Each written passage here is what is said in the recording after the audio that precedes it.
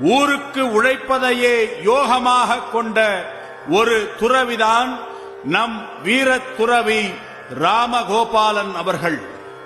இந்துக்களின் சரித்திரத்தில் சத்திரபதி சிவாஜியை உருவாக்க வந்த சமர்த்த ராமதாசரை போல இவர்.